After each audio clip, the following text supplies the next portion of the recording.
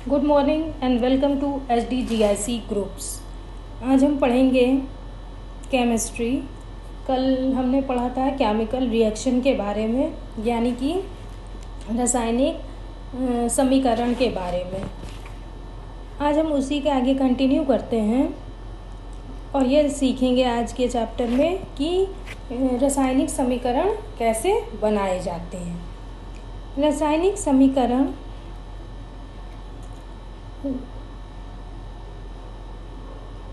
कल हमने पढ़ा था कि रासायनिक जो समीकरण होते हैं उसमें ताप, दाब, उत्प्रेरक, इन सबको तीर के निशान से ऊपर या नीचे दर्शाया जाता है। आज हम इसमें रासायनिक अभिक्रिया को संतुलित करना, इन जो नियम होते हैं रासायनिक अभिक्रिया को संतुलित करने के लिए, आज हम उन नियम के बारे में जानेंगे। तो इसमें चरण 1 है चरणबद्ध संतुलित करना, हीट एंड ट्रायल मेथड। इसमें पहला समीकरण दिया हुआ है। रासायनिक समीकरण लिखकर प्रत्येक सूत्र के चारों ओर बॉक्स बना लीजिए। इसमें एक रासायनिक समीकरण हमने लिखा Fe प्लस H2O, जिससे कि हमको क्या मिला, उत्पाद क्या मिला, Fe2O3 प्लस H2। जब हम दो या दो से अधिक केमिकल्स को मिलाते हैं तो उसमें से एक नया केमिकल बन जाता है। जैसे हमने क्या मिलाया, Fe हो गया हमारा आयरन, और H2O हो गया पानी, यानी कि वाटर। जब हमने आयरन को पानी से जब मिलाया तो हमारा बना Fe2O3। इसका मतलब हो गया आयरन ऑक्साइड, और H2 हो गई हमारी हाइड्रोजन गैस। तो जब हमने आयरन को और पानी को मिलाया तो बन गया iron oxide Fe2O3 plus hydrogen gas. तो इस तरह से रासायनिक समीकरण बन जाते हैं। और इसको हमने कहा बॉक्स में दिखा दीजिए, तो हमने ब्लू कलर के बॉक्स में चारों केमिकल्स को दिखा दिया। अब चरण 2 आया। चरण 2 में समीकरण में उपस्थित विभिन्न तत्वों को परमाणु की संख्या नोट कीजिए। अब इसमें जो परमाणु हैं उस हिसाब से हम लोग यहाँ पर उनकी गिनती लिख लेंगे कि कितने परमाणु की संख्या इसमें है। तो Fe यानी आयरन की देखिए इसमें संख्या, जो पहला वाला है उसमें 1 है। H की इसमें कितनी संख्या, H2 है तो H 2 हो गए परमाणु संख्या, और O यानी कि ऑक्सीजन का 1 हो गया। इसी तरह उत्पाद में भी परमाणुओं की संख्या को प्रदर्शित कर दिया गया है। इसमें जो तीर के पहले वाला हिस्सा है वो हो गया LHS यानी कि लेफ्ट हैंड साइड, और जो तीर के बाद वाला हिस्सा है वो है RHS यानी कि राइट हैंड साइड। ये दोनों जो है हमेशा बराबर होने चाहिए। इसको हम आगे और क्लियर करेंगे। चरण 3 देखिए, सबसे अधिक परमाणु वाले तत्व को अभिकारक या उत्पाद की साइड अनुचित गुणांक लगाकर संतुलित कीजिए। इसमें जो है हमको ये दोनों जो रिएक्शन बनी है तो इसको दोनों तरफ से LHS और RHS की तरफ से दोनों को बराबर संतुलित करना है। तो Fe प्लस H2O ये ऊपर था, और इधर हमने बनाया नई Fe यानी कि आयरन, और 4H2O, 4 तो गिनती हो गई, और H2O हो गया हमारा वाटर। तो जब हमने इसको मिलाया तो इधर ऊपर क्या बना था, आयरन ऑक्साइड। अब नीचे यहाँ पे बन गया Fe3O4।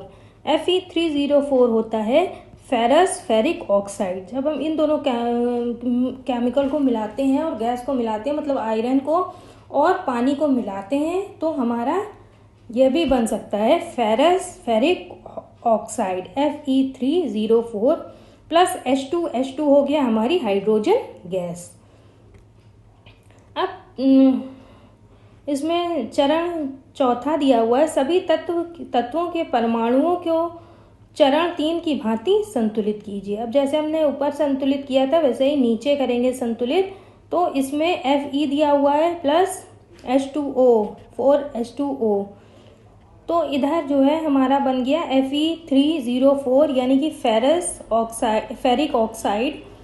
तो फेरिक ऑक्साइड में यहाँ पर Fe दिया हुआ है 3, तो और यहाँ पर दिया हुआ है अभिकारक में सिर्फ Fe है, तो ये यहाँ पे 3 है। तो इसको बैलेंस करने के लिए हम अभिकारक के शुरुआत में Fe के पहले 3 लगा देंगे, तो ये हो जाएगा 3Fe यानी कि 3 हो गए आयरन का परमाणु संख्या। फिर इधर हम आते हैं, इधर है H2O 4H2O और इधर दिया हुआ है उत्पाद में 0,4 यानी कि ऑक्सीजन इसमें 4 है और इधर जो है अभिकारक में ऑक्सीजन कोई भी नहीं है, तो 4 हम H2O के पहले 4 लिख देंगे, तो ये दोनों बराबर हो गई। अब बचा H2, इधर H2 कुछ नहीं है और मतलब कि उत्पाद में H2 खाली दिया हुआ है, तो हम और लेकिन इधर अभिकारक में H2 के साथ 4 दिया हुआ है, तो हम 4 यहाँ पर इससे लिख देंगे, तो 4 जो हो गया H2 हो गया। तो अब ये जब अभिकारक और उत्पाद दोनों बैलेंस हो गए यानी कि संतुलित हो गए, 3Fe यहाँ भी था, 3Fe यहाँ भी हो गया, 4H2 यहाँ भी था, 4H2 यहाँ भी हो गया, और 0 था तो हमने 4 जब H2O के पहले लिख दिया अभिकारक में, तो 4 H2O भी हो गया। तो अब इन जो है केमिकल रिएक्शन से जब हम 2 केमिकल को मिलाएंगे तो एक नया केमिकल बनेगा और जो भी परमाणु की संख्या होगी उसके हिसाब से हम एक दूसरे को संतुलित कर लेंगे, जिसमें कि LHS यानी कि लेफ्ट हैंड साइड और RHS दोनों तीर का इधर और उधर दोनों चीज़ें बराबर होनी चाहिए। सभी तत्व के परमाणुओं की संख्या अभिक्रिया के दोनों ओर समान है। इसमें जो है अब क्या हो गया, दोनों तरफ जो संख्याएं हैं वो परमाणुओं की दोनों तरफ समान हो गई हैं। अब इसमें आता है चरण 5, अभिकारकों एवं उत्पादों की भौतिक अवस्था लिखना। भौतिक अवस्था कल मैंने बताई थी 3 तरह की होती है, गैस, द्रव और ठोस। तो ठोस को हम इंग्लिश में कहते हैं सॉलिड, यानी कि S से हम इसको दर्शाते हैं। देखिए ठोस के आगे S लिखा हुआ है ब्रैकेट में, तो ठोस होगा यानी कि जैसे हमने अभी Fe था आयरन यानी कि लोहा, वो ठोस है इसलिए उसके आगे S लिख देते हैं। द्रव के आगे हम लिखेंगे द्रव मतलब लिक्विड, तो द्रव के लिए हम स्मॉल l का चिन्ह लगा देते हैं। फिर आ गया गैसीय अवस्था, गैसीय के लिए हम गैस मतलब G से इसको प्रदर्शित कर देते हैं, और जो जलीय विलयन होगा जो जल बन जाता है उसके लिए हम AQ लगा देंगे। इसको हम इस जो ये उदाहरण दिया हुआ है इसे समझ लेते हैं। 3Fe यानी कि 3 हो गए हमारा आयरन, तो S लिख दिया है यानी कि आयरन लोहा सॉलिड हो गया, तो इसके आगे हमने ब्रैकेट में S लिख दिया है। फिर 4H2O, H2O क्या है हमारी गैस है, तो हमने इसके आगे G लिख दिया है।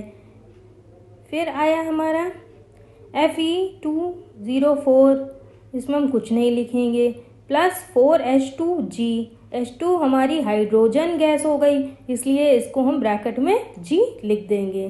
तो इस तरह से हम जो भी अवस्था होंगी अवस्थाओं के हिसाब से यहाँ पर ब्रैकेट में लिख देंगे कि ठोस है कि द्रव है कि गैस है, तो S, L या G सब जो भी होगा उस हिसाब से हम इसमें लिखकर प्रदर्शित कर देंगे।